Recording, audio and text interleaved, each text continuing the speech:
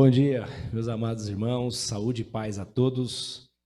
Que bom estar aqui com vocês mais essa manhã, tão gostosa, né? Parece que a previsão aí é de esquentar, mas tá fresquinho, a noite foi fresca e o sol tá parecendo aquele sol de outono, né? Um sol forte, vibrante, mas um ar fresco, muito gostoso. E que maravilha, irmãos, estar aqui com nossos irmãos, nossos amigos que estão usando os seus talentos para louvar o Senhor, para adorar o Deus da criação, o nosso Salvador, o nosso Redentor, o Deus que vive para sempre. E nós temos motivos para adorar esse Deus. Ele é o Deus que nos deu a vida e nos sustenta nela. Mas mais do que isso, ele é o Deus que nos salvou na vida. E isso perpetuou a vida que ele nos deu. E hoje nós temos vida eterna. E que papo é esse de vida eterna, né? É um pouco disso que eu quero conversar com você hoje. O tema da nossa conversa hoje é o Deus que ama, salva. Qual é o Deus do homem? Qual é o meu Deus? Qual é o teu Deus?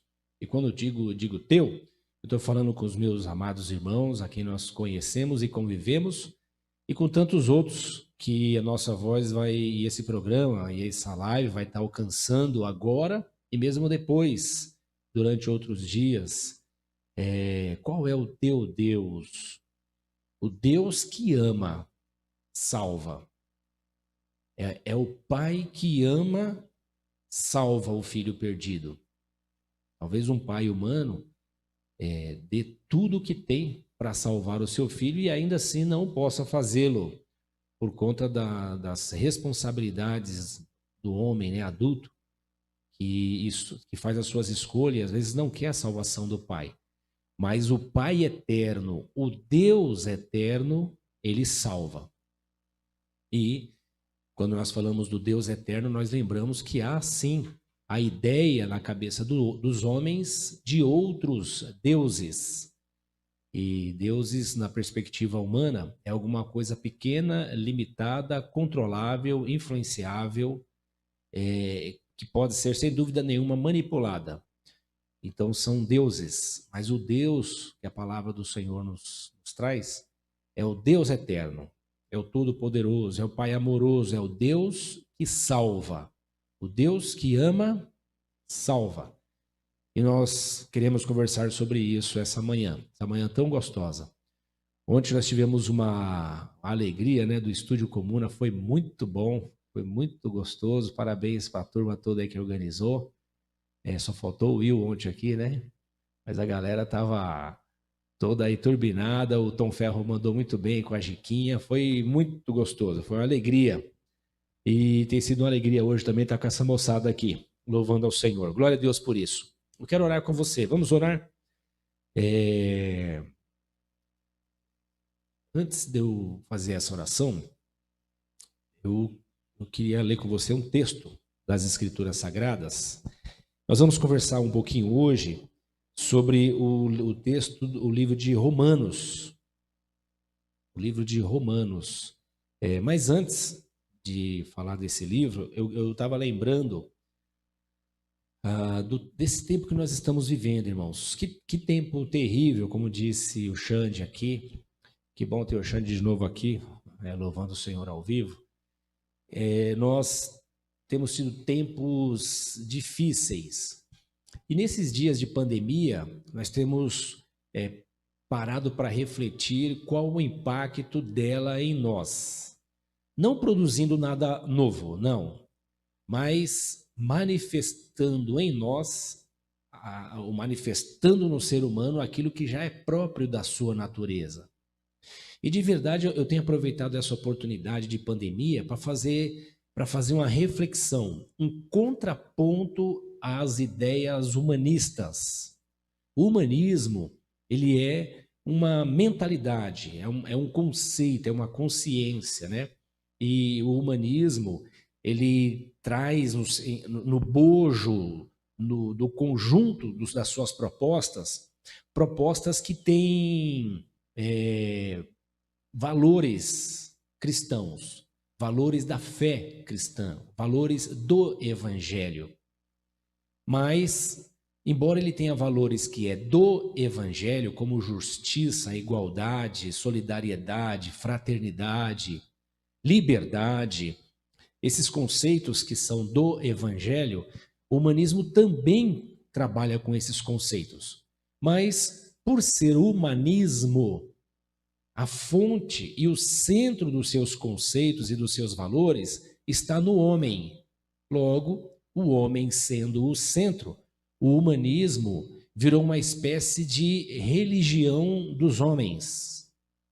Uma nova religião, uma religião da modernidade, uma religião dos homens, já que ele propõe coisas que são boas, fantásticas, para o bem-estar da humanidade, e tem como centro dessa proposta o próprio homem. Ora, quando o humanismo faz isso, ele está propondo uma espécie de nova religião, nova espiritualidade, uma espiritualidade focada em nós mesmos, nos homens, e não em alguém que esteja além de nós ou acima de nós.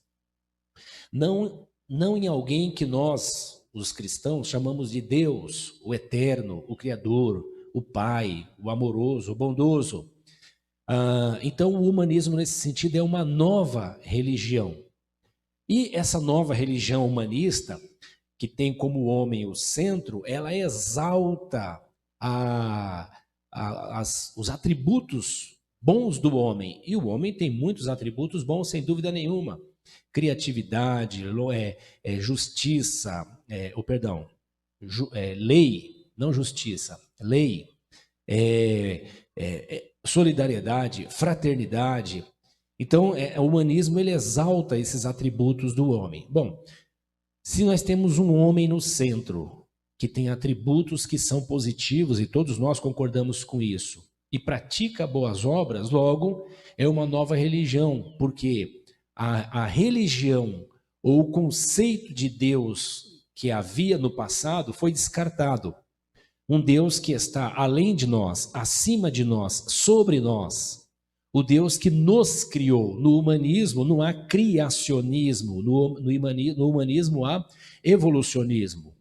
O homem evolui, ele vem de uma bactéria, de uma célula, de um ser unicelular e vai se desenvolvendo até se tornar essa obra fantástica que de fato é o homem. Então, esse humanismo, ele tem um culto, ele tem uma entidade de adoração que nós chamamos de capitalismo ou socialismo, seja lá que nome for dado, que é a manipulação do poder através de espécie ou a manipulação de poder através da política. E o que Jesus chama de mamon, que era o nome dado numa entidade nos dias de Jesus, que é o apego ao dinheiro. Então, ele tem um Deus que ele adora. Ele tem uma celebração, que é a celebração à inteligência, à capacidade, às virtudes do homem. Então, o humanismo virou uma nova religião. E nesses dias de pandemia, eu tenho proposto uma reflexão, um contraponto a essa ideia humanista em relação ao que as Escrituras nos falam sobre quem de fato é o homem. Nesses dias de pandemia, nós estamos lidando, irmãos, com morte, com dor, pessoas que perdem entes queridos e não têm sequer a oportunidade, o direito de fazer um velório adequado, de ver a pessoa ser enterrada, de acompanhá-la na UTI. Nós estamos falando de pessoas que perdem entes queridos, que deram a vida trabalhando para produzir riqueza para a sociedade e agora estão sendo abandonados pelos poderes instituídos pela própria sociedade. Nós estamos falando, irmãos, de enquanto há pessoas morrendo, há homens desviando o dinheiro que era para ser usado em aparelhos, em respiradores, em equipamentos para salvar pessoas. eles estão desviando dinheiro para os seus bolsos, para as suas piscinas, para os seus castelos, para os seus vinhos, para os seus caviares. Eles estão desviando dinheiro para as suas propagandas políticas, que já já vai começar a ser feita. Nós estamos falando de, enquanto há pessoas morrendo, a gente enriquecendo, a gente desviando verba que é para ir para o hospital, para a saúde. Enquanto nós sabemos que há bilhões, milhões de recursos no Brasil e em cada estado, e portanto vai se compondo bilhões para que haja saneamento básico, na maior parte do Brasil, 70% do nosso povo não tem saneamento básico. Vive em lugares onde o esgoto é a céu aberto. Nós estamos falando que no período de pandemia, irmãos, quando as famílias estão presas dentro das suas casas involuntariamente, aumentou em muito, eu não vou dar o percentual aqui, porque há uma discrepância aí de informações, mas aumentou assustadoramente a violência doméstica, a violência a crianças, abuso de todo tipo à família, abuso e espancamento das mulheres. Nós estamos falando que durante essa pandemia houve um aumento, embora tenha diminuído o número de assaltos, de roubos e de assassinatos como pelo latrocínio, contudo houve um aumento da violência na sociedade. Então, o contraponto que eu quero fazer, e eu tenho feito durante essas últimas semanas, e vamos continuar nele, é um contraponto a essa religião humanista, que tem um bom discurso, que tem uma fotografia boa do homem, mas que os fatos que não podem ser mudados, só podem ser lidos, testemunham contra essa fotografia bacana que o homem tem. A fotografia do homem bom, solidário, fraterno, igualitário, inclusivista,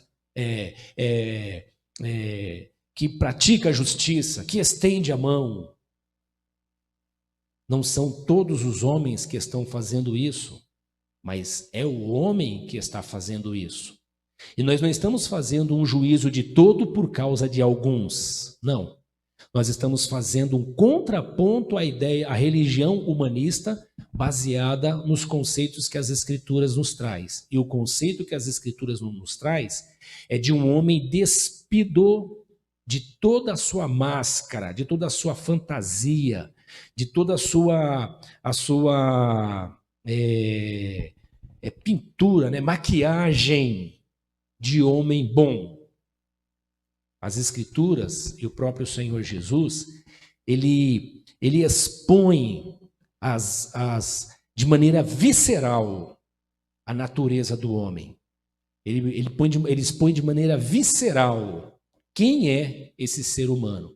E quando nós olhamos para o ser humano, que é apresentado por Jesus de Nazaré, que é o homem que, por causa dele, muitos matam e muitos morrem, por causa dele, muitos fazem guerra, muitos não acreditam nele, mas é o homem que dividiu a história da humanidade entre antes dele e depois dele.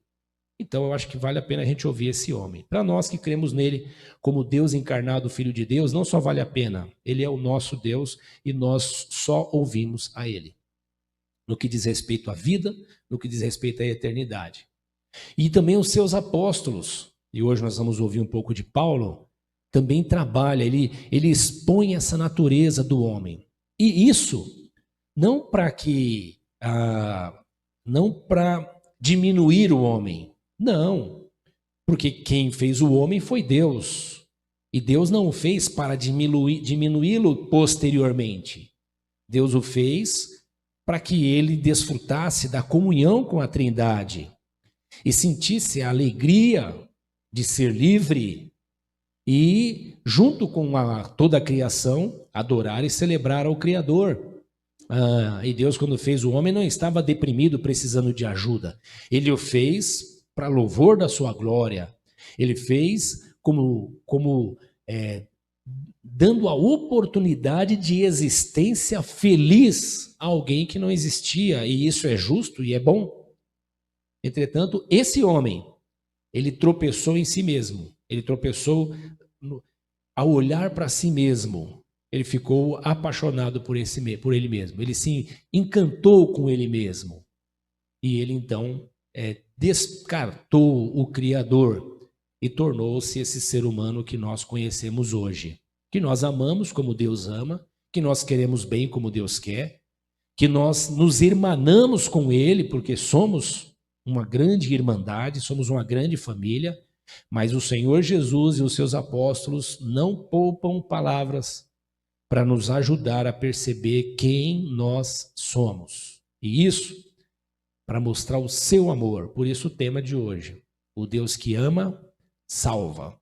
Eu quero orar com você sobre isso, antes de ler o texto das Escrituras. Pai, nós te louvamos por esse tempo que o Senhor tem nos dado, por sua bondade, por seu amor, por sua misericórdia. Que bom, Senhor, acordarmos essa manhã boa, saudáveis, respirando em paz, tendo vida. Mas nós oramos em nome de Jesus, como já fez aqui o Xande, por aqueles que estão enfermos e doentes, e necessitados, e acamados, e limitados por qualquer tipo de doença ou enfermidade. Pedimos que o seu amor e a sua misericórdia também os alcance no nome do teu santo Filho Jesus, o nosso Senhor. Senhor, nós te louvamos pela oportunidade que temos de, em dias de tanta escuridão, termos certeza do farol que nos ilumina, mostrando o caminho que nós precisamos andar. Nós te louvamos, Senhor, pela luz do teu santo evangelho, que não só mostra quem nós somos, mas mostra o caminho que devemos caminhar. Não só mostra o caminho que devemos andar, mas nos põe nesse caminho para desfrutarmos dele com intensidade e felicidade. Eu oro essa hora para que todos aqueles que nos ouvem agora e que nos ouvirão depois estejam refletindo sobre o que a sua palavra nos diz e experimente com poder e graça a tua salvação, o teu grande amor. Eu peço isso para a tua glória, em nome de Jesus. O homem, ele desde sempre, na sua consciência do que é certo e errado, independente da sua cultura, ele estabelece regras e princípios e valores que devem nortear o bem comunitário. E me parece que quanto mais primitivos são os homens, mais forte é esse conceito neles. E quanto mais modernos são os homens, menos forte é esse conceito comunitário entre eles. Mas esse homem é esse homem que estabelece leis e regras e códigos de convivência. Nós podemos chamar isso de ética, algumas outras regras que são de convivência e comportamento social, que nós chamamos de moral. Mas, sobretudo, o conjunto de todas elas nós podemos chamar de lei. E aí, todas essas leis, quando nós estamos avaliando ela, ou pelo menos na história, a gente vê os especialistas, os teóricos fazendo comparação das leis, todas elas sempre refletem aquilo que a lei de Deus trouxe para os homens, primeiro especificamente para o povo dele, Israel, mas que serve para todos os homens. E Jesus, o próprio Deus, entregou a Moisés os mandamentos, e depois Jesus, numa síntese, não que ele fez naquele momento, mas que ele recebe também através da lei, ele diz que o mandamento é esse, é amar a Deus e o próximo. Amar aquele a quem eu reconheço como quem está acima de mim e amar aquele a quem eu reconheço que está ao meu lado. Portanto, amor horizontal, vertical e amor horizontal. Esse amor, portanto, ele não está focado em mim, ele está focado em alguém fora de mim. E só por aí nós já começamos a ver a diferença do amor segundo as Escrituras e o amor segundo o humanismo. O amor no conceito humanista é mais ou menos esse. Alguém tem que te fazer feliz. E por causa disso, casamentos não subsistem, amizades não subsistem, relacionamentos não subsistem, porque alguém está sempre esperando que o outro lhe faça feliz. O princípio da lei de Deus, que serve para todos os homens e que é usado em muitas civilizações, inclusive daqueles que nem nunca ouviram falar de Deus, trazem em si esse fragmento do princípio de Deus, que é o homem amar alguém a que está acima dele, é maior que ele, portanto o Criador de tudo isso que nós vemos todos os dias, e o seu próximo. Então é um amor que não está focado em si, mas é o amor que está focado no outro, trazendo o conceito de que eu amar o outro é eu ser feliz. Isso me traz felicidade, porque eu amar o outro leva eu a fazer ao outro o que eu gostaria que o outro fizesse para mim. Resumidamente eu trabalho para que o outro seja feliz. E quando eu trabalho para que o outro seja feliz, quem se torna feliz sou eu. Olha que paradoxo, que contraponto interessante. Essa lei que serve para todos os homens, portanto, é a lei que também que o Senhor Deus deu aos judeus, o seu povo. E essa lei, diz a Bíblia, que ela é boa, reta, saudável, espiritual. E essa lei que ele deu aos homens, que é boa, saudável, reta, espiritual, que veio de Deus, ela não veio para salvar o homem. Ela veio com o objetivo de denunciar quem é o homem. Então é mais ou menos como se fosse um teste. Um teste para identificar alguém que está doente. Então o teste é bom e ele faz muito bem. Ele pode trazer muito benefício, entretanto, ele não tira a pessoa da doença, ele só identifica qual a doença que a pessoa tem. A lei tem um pouco a lei de Deus, a palavra de Deus, a lei como mandamento entregue aos judeus tem esse aspecto. E aí os judeus, né, os que receberam a lei e se gabavam disso, e se gabam até hoje, né, de terem recebido a lei. Eles não só receberam a lei, eles foram chamados por Deus. Abraão, o primeiro, o que deu início a toda a nação de judeus, de hebreus e depois judeus, ele foi chamado por Deus. Deus o chamou de Ur dos Caldeus e fez uma aliança com ele. E ele não tinha nada de especial e de melhor e diferente do que nenhum outro homem na terra da sua época. Deus, no seu eterno propósito de revelar-se ao homem e de mostrar para o homem que esse homem precisa de um Deus que o salva, ele chamou Abrão, um cara que já era velho e não podia ter filhos. Deus prometeu para ele que ele teria filhos e que seria uma grande nação. E Deus fez esse milagre. Surge a sua família, depois um clã, depois uma grande nação, e a essa nação Deus dá um código, queria nortear a maneira dessa nação viver entre os homens. Portanto, essa nação seria uma nação que representaria o novo jeito que Deus quer que os homens vivam, já que os homens estavam vivendo sem uma lei escrita.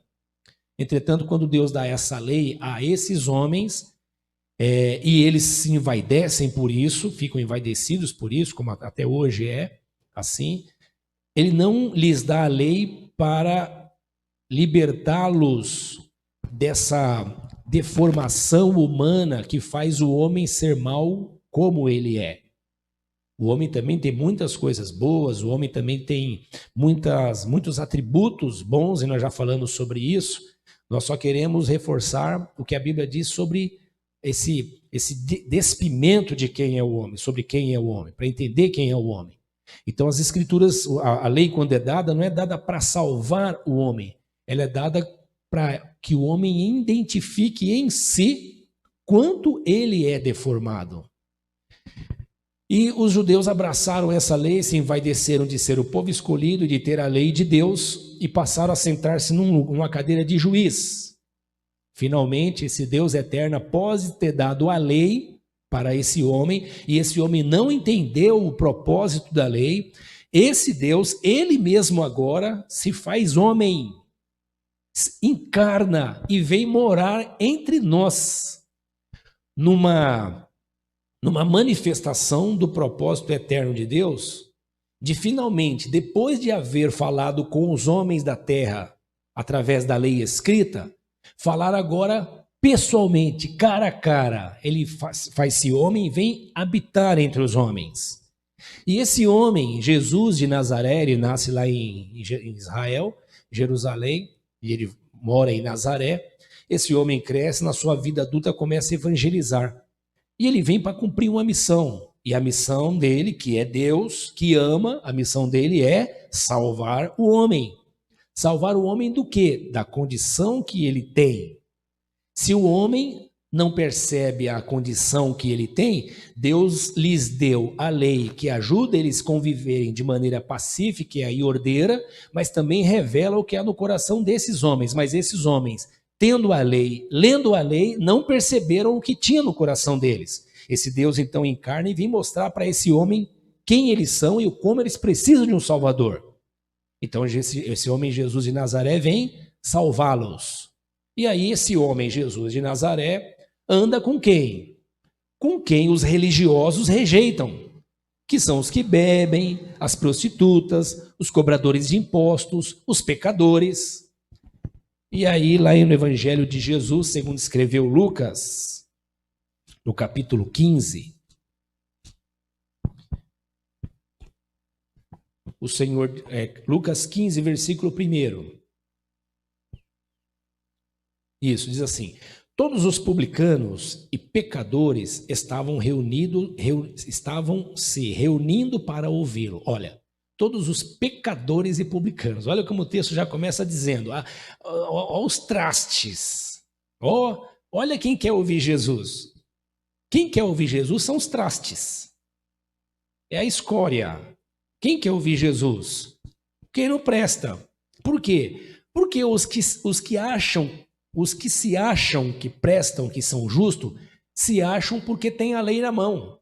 É como se eles achassem que por ter a lei na mão, levar a lei debaixo do braço, e aqui eu vou fazer simbolismos que você vai entender, já se sentem os santos, os bons. Mais ou menos igual os nossos juízes do Supremo Tribunal, que são bons para julgar os outros, e eles mesmos estão sempre caindo nas armadilhas da própria lei que o Congresso cria. Mas vamos lá. Todos os publicanos e pecadores estavam se reunindo para ouvi-lo. Mas os fariseus e os mestres da lei o criticavam. Quem critica ele? Os fariseus e os mestres da lei. Que representa quem? Todos os seres humanos que, olhando para si mesmo, ficam encantados com a sua bondade, com a sua justiça, com a sua beleza, com a sua fraternidade, com a sua solidariedade. Ficam encantados com o quanto eles são bons. E cá entre nós, irmãos, em geral, nós nos achamos bons. Sim ou não? Eu e você olhar para nós mesmos e dizer assim, nós não somos bons, é difícil nós fazermos isso. É mais ou menos como eu pegar uma fotografia minha e eu fico dizendo, eu sou bonito. Aí eu vou lá e olho para uma foto minha. Quando eu olho para aquela foto boa, de qualidade, que mostra a minha imperfeição, eu digo assim, eu fiquei convencido por causa da minha mãe e da minha esposa, mas eu não sou tão bonita assim não. Então, quando o Senhor Jesus vem falar com os homens, ele vem ajudar os homens a clarear o seu olhar sobre si mesmos. Olha o que os fariseus e religiosos dizem. O que eles dizem? Este homem recebe pecadores e come com eles. Os fariseus e religiosos que representam essa humanidade que se acha boa e que faz o bem e que mal é só o outro, eles dizem, este homem recebe pecadores e come com eles. Se tem uma coisa que é importante para mim e para você, como ser humano, bombardeados com a mensagem humanista, que pinta de nós um quadro muito bonito, mas que a prática da vida e os atos da vida e a realidade da vida mostra que nós não somos tão bonitos assim.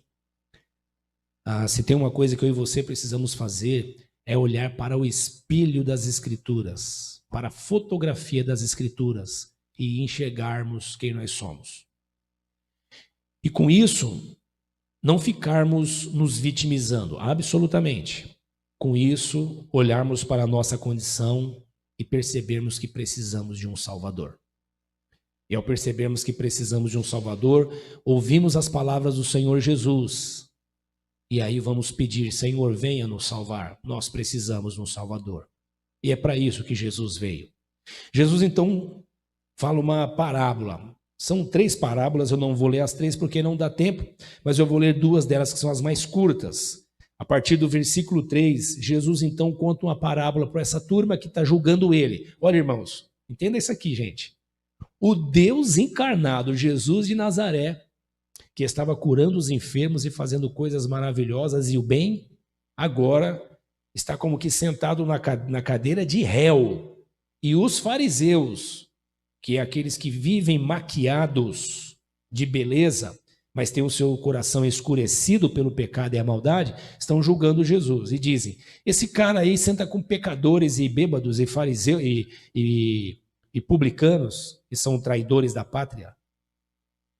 Jesus então conta 3 parábolas para explicar para eles o que ele está fazendo. Ele diz assim, então Jesus lhe contou essa parábola. Qual de vocês que, possuindo 100 ovelhas e perdendo uma, não deixa as 99 no campo e vai atrás da ovelha perdida até encontrá-la? E quando a encontra, coloca alegremente nos ombros e vai para casa. Ao chegar em casa, reúne seus amigos e vizinhos e diz, alegrem-se comigo, pois eu encontrei minha ovelha perdida. Eu lhes digo que, da mesma forma, haverá mais alegria no céu por um pecador que se arrepende do que por 99 justos que não precisam de arrepender-se. Então, ele começa a falar desse comportamento do homem, de um pastor que deixa ovelhas que estão seguras para ir buscar a perdida. Ora, ele está falando desse homem perdido, ele está falando desse homem que está perdido e não sabe que está perdido. A ovelha perdida é assim, ela está perdida, mas não sabe que ela está perdida, porque ela não conhece o caminho de volta, ela não sabe voltar. Ela está apenas como uma criança inocente, largada numa avenida cheia de carros cruzando essa avenida. Ela não sabe o que está acontecendo, está perdida. Precisa de alguém para vir salvar ela. É disso que Jesus está falando. Depois ele conta outra parábola, que é da moeda perdida. Ele diz assim, qual é a mulher que, possuindo 10 dracmas e perdendo uma delas, não acende uma candeia, varre a casa e procura atentamente até encontrá-la? E quando a encontra, reúne suas amigas e vizinhas e diz, alegrem-se comigo, pois encontrei minha moeda perdida. Eu lhes digo que, da mesma forma, há alegria na presença dos anjos de Deus por um pecador que se arrepende. E depois ele conta a parábola do filho pródigo, que eu não vou ler agora. Mas ele fala do pai que tinha 2 filhos, o mais novo e o mais velho. O mais novo pede a sua herança, vai embora, gasta tudo o que tem, fica sozinho, fica mal, fica pobre, miserável, vai comer, vai dividir comida com os animais.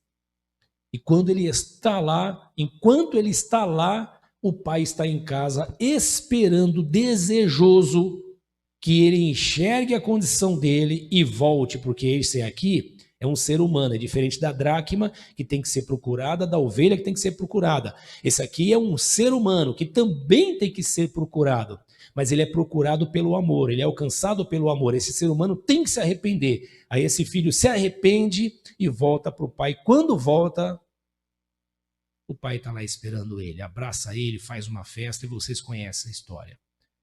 Então, o que o Senhor Jesus começa a ensinar para aqueles religiosos é isso. É que aos perdidos, a quem está perdido é necessário um Salvador. E o Salvador só vai ao encontro daquele que está perdido. Só que nós, seres humanos, como o filho pródigo, só somos Só nos percebemos perdidos se alguém nos disser: você está perdido. Porque na religião humanista, nós não estamos perdidos. Nós estamos muito achados, encontrados, em si mesmados, olhando para nós mesmos, consumindo o mundo, destruindo o mundo e a humanidade, e ainda nos sentindo reis. E quando eu digo nós, estou falando da humanidade, do ser humano, embora muitos de nós não fazemos isso. E aí eu me lembrei então dos textos de Paulo em Romanos, que nos ensina sobre esse conceito da lei. E lá desde o capítulo 1, ele vai nos ensinar, lá no capítulo 1, abra aí a sua Bíblia, ele vai dizendo que a lei que Deus deu ao homem, e ele deu com esse propósito, né? Ele deu com o propósito de que o homem percebesse quão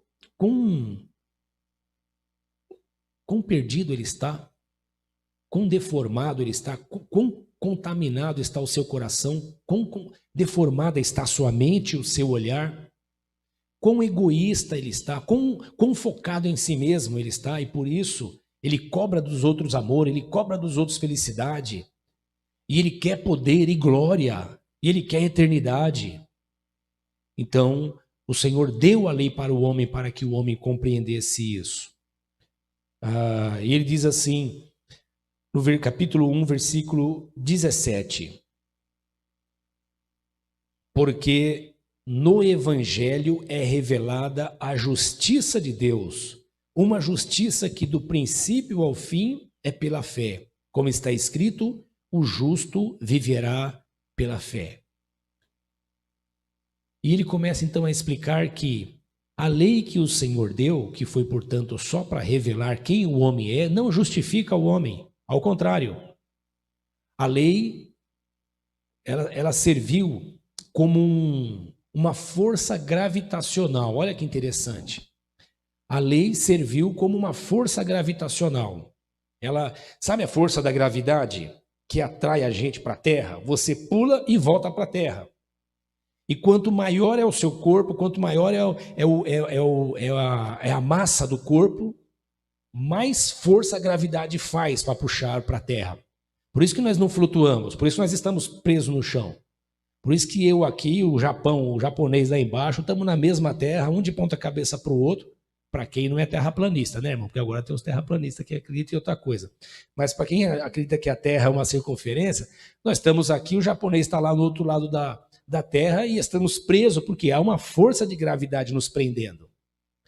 E nesse sentido, Paulo nos ensina que a lei que foi dada ao homem para que o homem percebesse quem ele é, e essa lei é boa porque ela nos ajuda a ter uma boa convivência, embora ela seja boa, o pecado usou essa lei para potencializar em nós a nossa natureza caída, o nosso erro, a nossa vaidade, o que a Bíblia chama de pecado.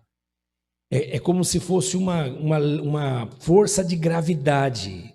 A lei é como se fosse uma força de gravidade em nós. A lei, eu vou tentar explicar mais fácil, melhor, né? Quando eu leio a lei, eu vejo quem eu sou.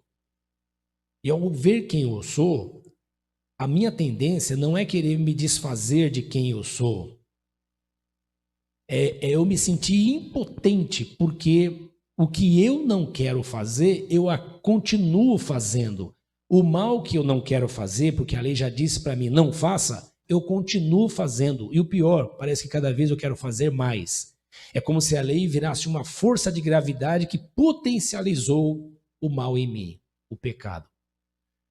Uma coisa parecida com um buraco negro, sabe? Que tem poder e vai engolindo tudo que está ao redor dele. E algumas vezes eu tenho falado sobre isso. Como que o homem quer ser tão feliz e ele mesmo trabalha por sua infelicidade?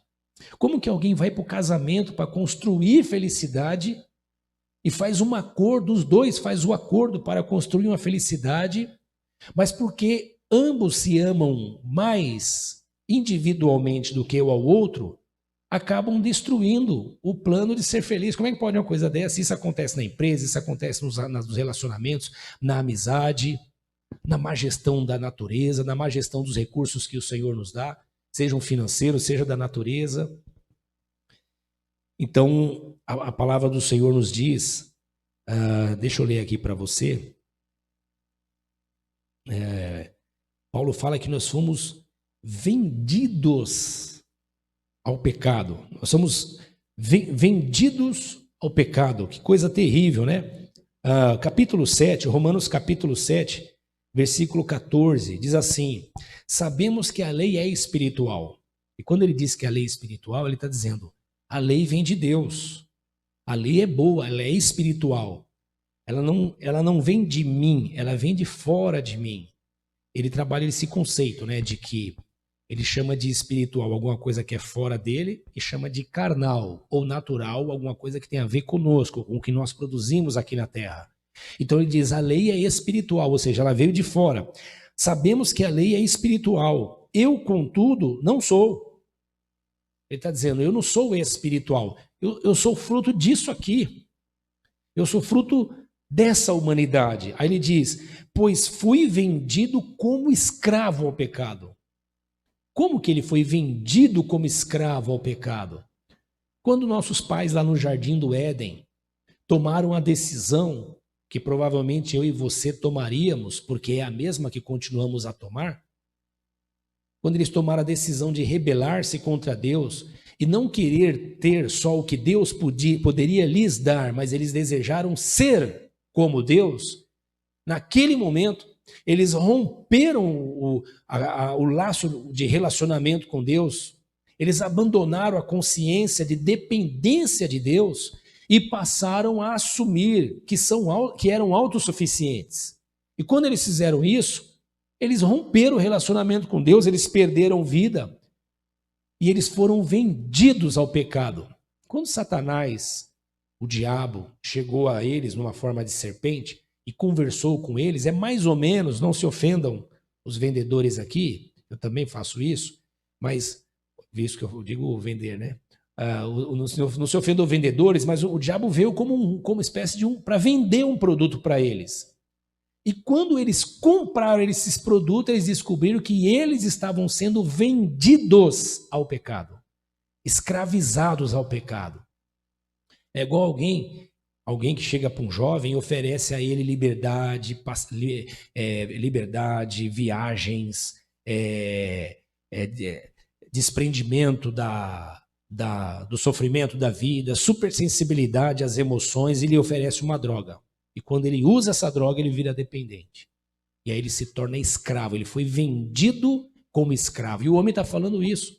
Ele fala, eu fui vendido como escravo ao pecado.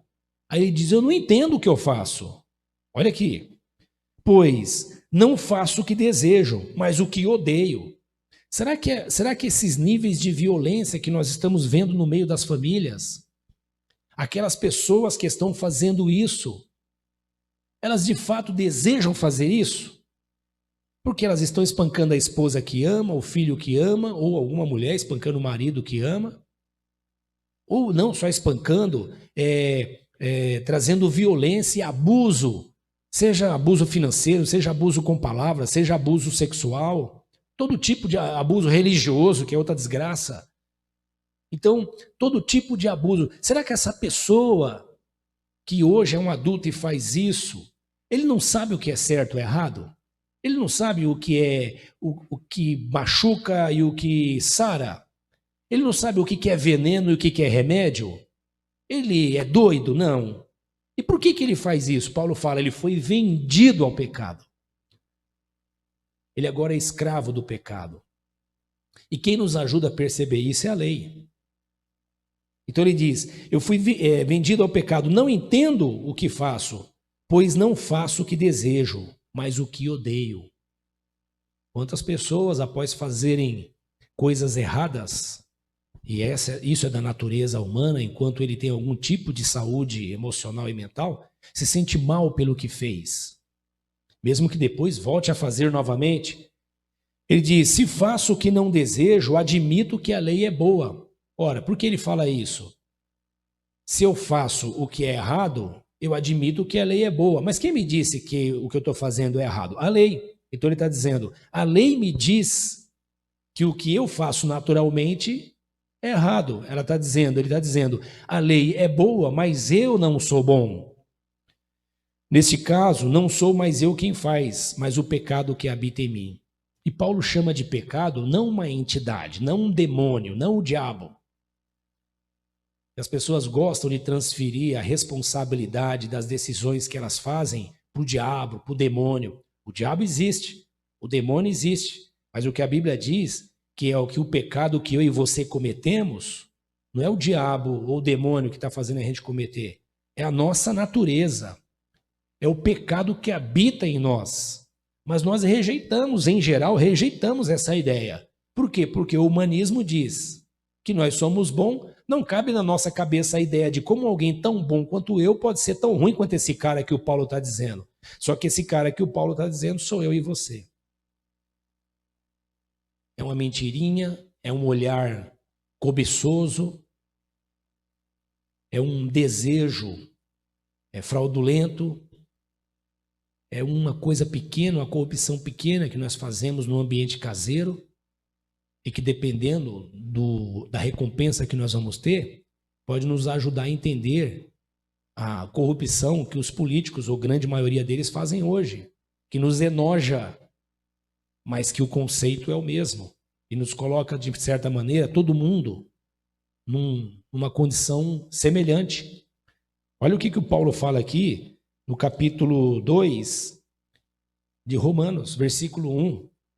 Portanto, você que julga os outros é indesculpável, pois está condenando a si mesmo naquilo em que julga, visto que você que julga pratica as mesmas coisas.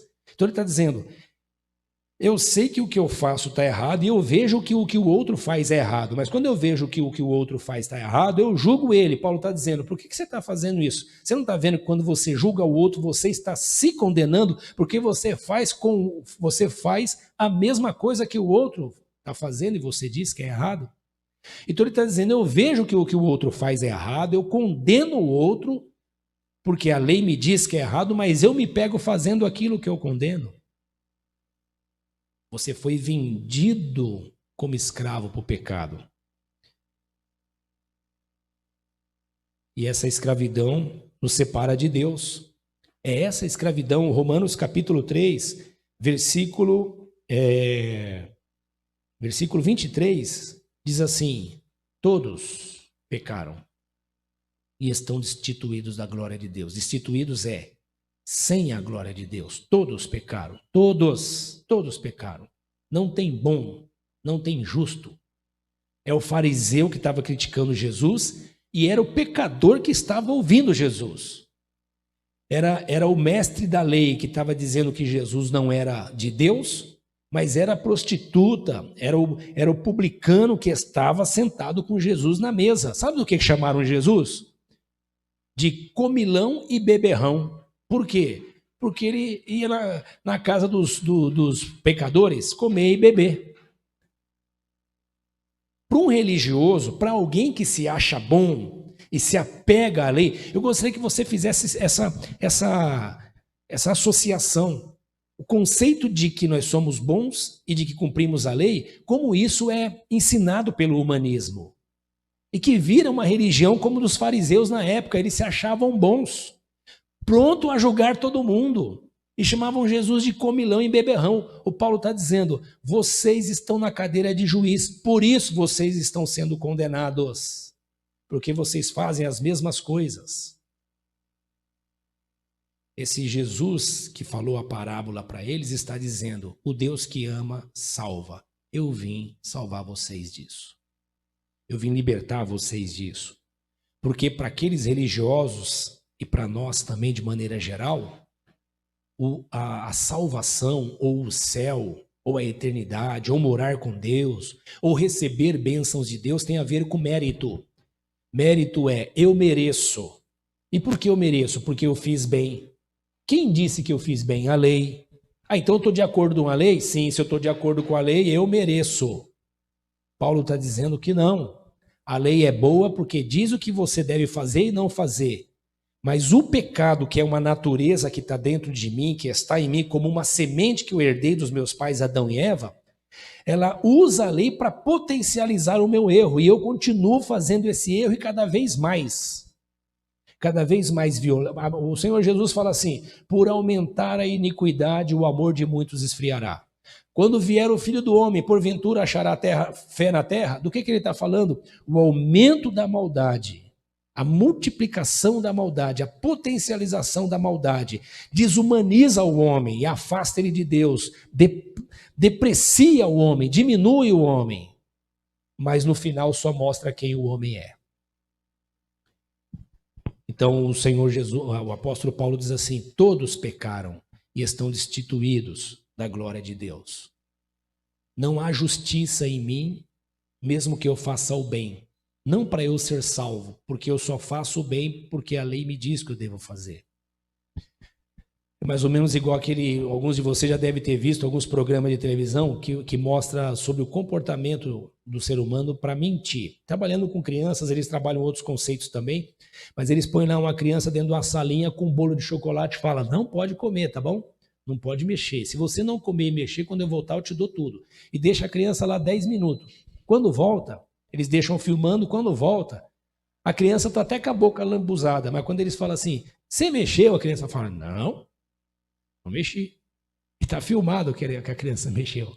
Mas a criança diz: não, por quê? Porque ela nega aquilo que naturalmente ela faz.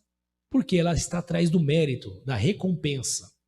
A nossa sociedade, nossa natureza pecadora, ela traz em nós um sentimento que a gente ouve bastante falar na psicologia. A psicologia chama de culpa. A Bíblia não trabalha com o conceito de culpa. O conceito de culpa do Antigo Testamento e do Novo é pecado. A Bíblia, as Escrituras trabalham com o conceito de pecado, porque a culpa só traz peso. O pecado nos traz consciência e nos leva ao arrependimento. E aí eu sou livre da culpa, acabou, pronto. Mas esse sentimento de culpa, que está sempre presente na vida do homem, leva o homem a estar sempre se justificando através da lei. E Paulo está dizendo: pela lei está todo mundo condenado, ninguém está salvo. Isso me lembra que eu preciso de um Salvador. Versículo 24.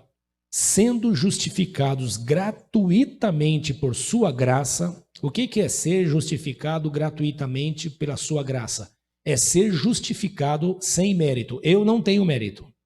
Eu já entendi que eu não tenho mérito. Eu não tenho como fazer alguma coisa que me salve. Eu não tenho como fazer alguma coisa que me coloque no caminho do bem. Porque a minha natureza é escrava. Eu fui vendido para o pecado. Paulo fala: mas sendo justificados gratuitamente por sua graça, por meio da redenção que há em Cristo Jesus, o Cristo que foi acusado por aqueles pecadores, conta uma parábola para eles, dos achados e perdidos, dracma perdido, filho perdido, ovelha perdida, para dizer: eu estou vindo salvar vocês. Vocês não têm mérito, mas o sacrifício que eu vou fazer vai ser o mérito que vai salvar vocês. Eu não tenho a natureza que vocês têm, é o que Paulo está dizendo, é o que Jesus está dizendo a eles. Ele, Jesus, não tinha a natureza que nós temos, por isso que a Bíblia nos diz que ele não pecou. Em tudo foi tentado, mas não pecou. Ele, então, ofereceu-se como oferta, sacrifício, pagamento dessa dívida. Nós fomos vendidos para o pecado como escravo. Ele estava pagando essa dívida para nos libertar da escravidão do pecado e nos tornar livres. O nome disso é justificação. Olha o que diz o capítulo 5, versículo 1. Tendo sido, pois, justificados pela fé, temos paz com Deus, por nosso Senhor Jesus Cristo, por meio de quem obtivemos acesso pela fé a essa graça, na qual agora estamos firmes e nos gloriamos na esperança da glória de Deus. Ele está dizendo: olha, essa graça que ele trouxe para nós, porque ele, sendo filho de Deus, sem pecado, assumiu o meu pecado e o teu pecado para morrer no meu lugar e no teu lugar, e finalmente nos libertar da escravidão do pecado para a qual nós fomos vendidos. E quando eu creio nisso, e quando eu entendo quem eu sou, vejo que não posso me salvar e busco em Cristo o meu Salvador, quando eu faço isso, e eu creio nisso, a Bíblia diz que o nome disso, que esse ato de Deus se torna justificação para mim. Justificação, irmãos, é um ato de Deus, pela qual ele agora declara o homem justo. Não porque o homem virou bonzinho, mas porque o Filho dele, Jesus Cristo, pagou a dívida desse homem, pagou de uma vez para sempre. Esse homem agora não é mais escravo do pecado. Esse homem agora é filho de Deus. É o filho perdido, que de alguma maneira foi despertado na sua consciência, claro que é obra do Espírito Santo, arrependeu-se. O filho pródigo diz assim: quantos funcionários do meu pai, na casa do meu pai, come e bebe, são felizes, eu aqui passando fome, e fala, vou me levantar, vou falar com meu pai e vou dizer, pai, eu pequei, eu sou isso mesmo, um pecador, me recebe só para eu ser um funcionário seu. E quando ele chegou lá, o pai dele não recebeu ele como funcionário, mas recebeu ele como um filho e fez uma festa. É isso que o Senhor Jesus veio fazer, nos resgatar da escravidão do pecado, pagar a nossa dívida, nos ensinar que nós não temos mérito, nós só cremos nele, nós só somos salvos pela fé no Filho de Deus e não nas obras boas que nós praticamos. Porque a lei não salva, a lei condena. Paulo diz assim, porque o fim da lei é Cristo, ou seja, a finalidade da lei. O objetivo da lei é mostrar para Cristo. Então a lei mostra quem eu sou, eu vejo que não posso me salvar, e a lei ao mesmo tempo está apontando para Cristo, eu vejo em Cristo o meu Salvador. Mas não é Salvador só para a eternidade, é Salvador para o mundo presente, para os dias de hoje. E aí ele diz então que nós agora, quando recebemos essa graça, somos justificados. Ele tá, deixa eu ler aqui para você em Colossenses, eu já volto aqui para Romano, e eu já estou encerrando, viu, irmãos? É Colossenses.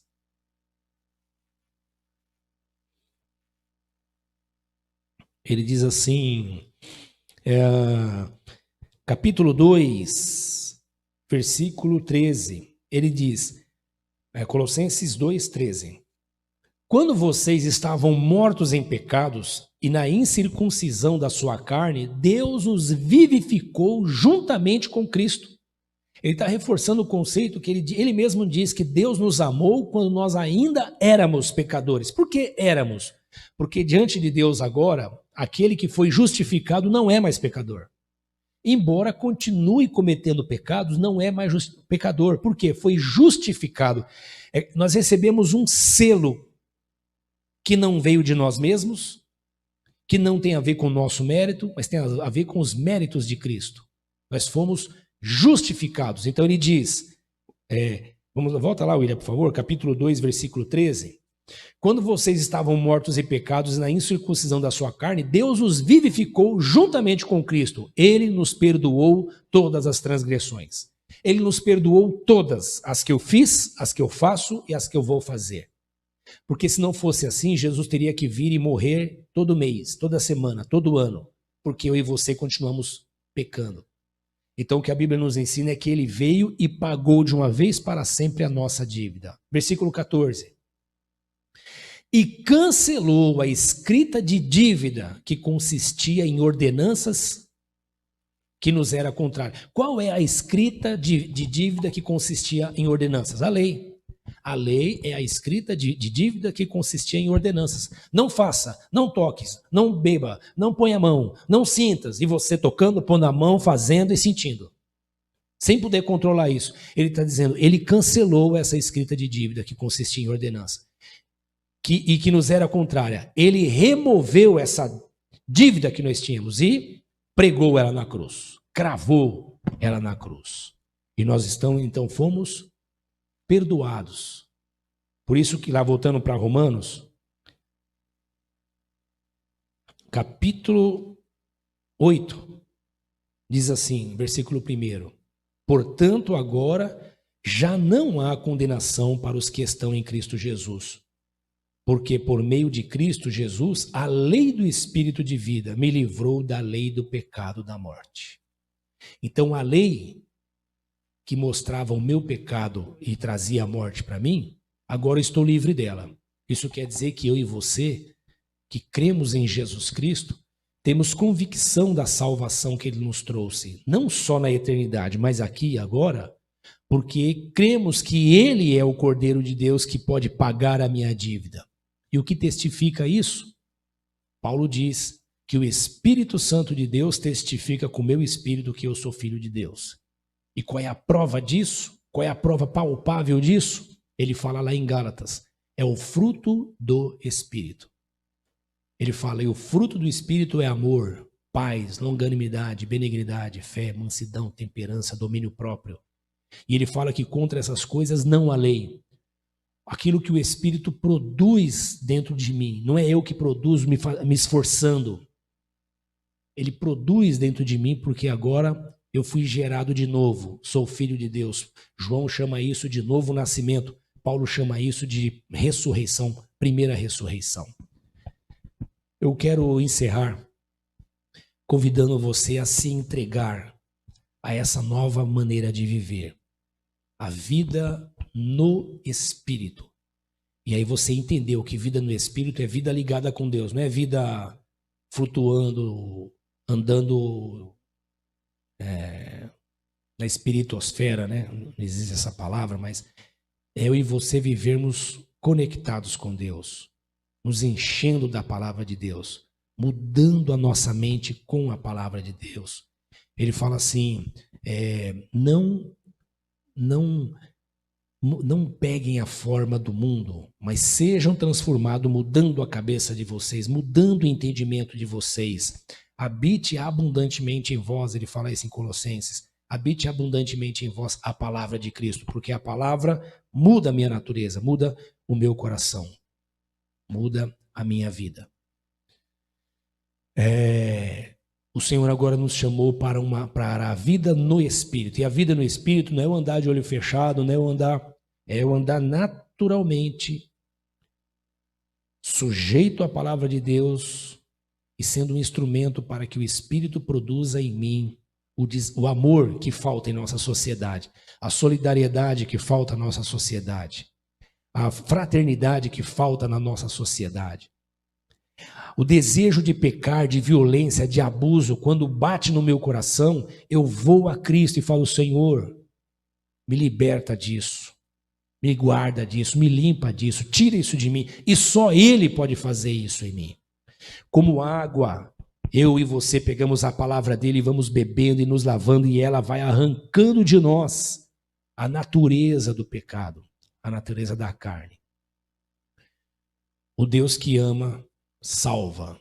O Deus que nos amou, porque Deus amou o mundo de tal maneira que entregou o seu Filho Jesus, para que todo aquele que nele crê não pereça, mas tenha a vida eterna. O Senhor nos chamou para nos salvar eternamente, mas enquanto nós estamos aqui na terra, nós demonstrarmos esse fruto de salvação, sendo o ser humano que ele nos chamou para ser. No capítulo 8, ele fala sobre isso. Agora é para valer. Agora é para valer, vou encerrar com isso aqui.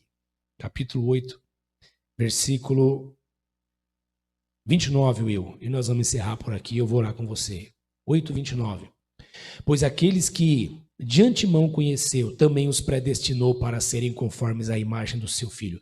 Deus predestinou aqueles que creem para serem conformes na forma de Jesus Cristo, a fim de que ele, Jesus, seja o primogênito, é o mais velho, entre muitos irmãos. Por isso que nós nos chamamos de irmão. Ele é o nosso irmão mais velho. Versículo 30. E aos que predestinou, chamou, aos que chamou, justificou, aos que justificou, glorificou. Essa obra quem começou foi ele, e ele começou pela fé, não mais pelas obras da lei. O Senhor tem te dado fé? Se ele tem te dado fé, deixe essa fé operar vida em você, dentro da sua casa, com a sua esposa, com seu filho, com seu marido, no seu trabalho. Não deixa que seja uma fé só para ter coisas. Não, a fé que o Senhor nos deu é para transformar a nossa própria natureza pela justiça de Cristo Jesus. Amém? Eu quero orar por você. Eu quero orar para que você desfrute dessa salvação, abuse dessa salvação, compartilhe essa salvação, porque é essa salvação que começa aqui e agora muda a nossa natureza, nosso jeito de ser e nos liberta da escravidão do pecado. Quanta coisa tem acontecido nesses dias, mas a libertação que o Senhor nos trouxe, o amor dele, veio para mudar a nossa vida, mesmo numa situação como a que nós estamos vivendo. Amém? Eu quero orar por você e já estaremos orando também e apresentando os pedidos de oração. A Pamela pede oração para a família dela e para o seu esposo, o Igor, para que o Senhor faça uma obra na vida deles, né? Vamos orar? Ok, vamos estar orando. Pai, em nome do teu Filho Jesus, nós te louvamos por esse tempo, pela oportunidade que tem nos dado de refletirmos na sua palavra. Obrigado, Senhor, por nos chamar para a vida, para a salvação. Obrigado por tua misericórdia. Obrigado por nos mostrar quem somos. Isso nos ajuda a não julgar ninguém. Isso nos ajuda a orar a ti pedindo misericórdia. Obrigado por nos dar fé para crermos no teu Filho Jesus. E isso sim nos justificou. E hoje, Senhor, podemos dizer que somos justificados, não pelas nossas obras, mas pelas obras do teu Filho Jesus na cruz. Obrigado por tua salvação, que nos fez filhos teus. E como filhos, hoje podemos fazer as mesmas coisas que o Senhor Jesus fez. Vencer o pecado e fazer o bem. Manifestar justiça e misericórdia, solidariedade e fraternidade entre os homens aqui na terra, enquanto ainda não estaremos plenamente contigo. Senhor, por isso mesmo nós oramos para que o Senhor visite os lares, as casas, as famílias que encontram-se nesse momento confinados e lidando com novos problemas, Senhor, do confinamento. Com a superexposição ao confinamento, Jesus, a natureza do homem tem trazido tantos males a muitas famílias. Tenha misericórdia, Senhor. Traga a tua salvação. Que esse homem, essa mulher que foi vendido ao escravo, seja liberto pelo poder da fé no teu Filho Jesus. Alcance essa mente, alcance esse coração, esse homem, essa mulher, esse jovem, essa criança, esse adulto, essa consciência, Senhor, que hoje se percebe pecador e necessitado de salvação. Obrigado por nos amar. Obrigado, Senhor, por nos chamar. Obrigado por nos dar fé, porque nós não tínhamos. Obrigado, Senhor, por nos dar vida no Espírito, essa vida que nos traz paz e nos traz alegria. Eu oro por todos os que nos ouvem, pedindo que o Senhor lhes traga cura no corpo, cura nas emoções, cura no físico, Senhor. Traga cura, Senhor, àqueles que estão doentes, feridos, machucados por esse tempo que nós estamos vivendo. Oramos pelo Igor, pela Pamela, por sua família. Traga restauração, saúde e paz a essa família. Oramos pelos aniversariantes da semana, Senhor. Dê aos nossos irmãos saúde, dê aos nossos irmãos vida longa. Obrigado por mais um ano de vida que o Senhor tem dado a eles. Obrigado por lhes multiplicar a vida. Sustenta-os em tuas mãos e que eles produzam frutos que glorificam o teu santo nome. Oramos, ó Deus, pelos que estão acamados, internados, desiludidos, que estão, Senhor, perdidos na escuridão. Oramos por aqueles que se perderam de ti como ovelha perdida, dracma perdida, o filho perdido, para que o Senhor os resgate e traga-os à vida para a glória do teu nome. Oramos para que o Senhor dê a todos uma semana de paz, de saúde, de alegria. Guarde-nos a todos, ó Deus, e que estejamos produzindo frutos que glorificam o teu nome, é o que nós pedimos em nome de Jesus, para a tua glória. Amém.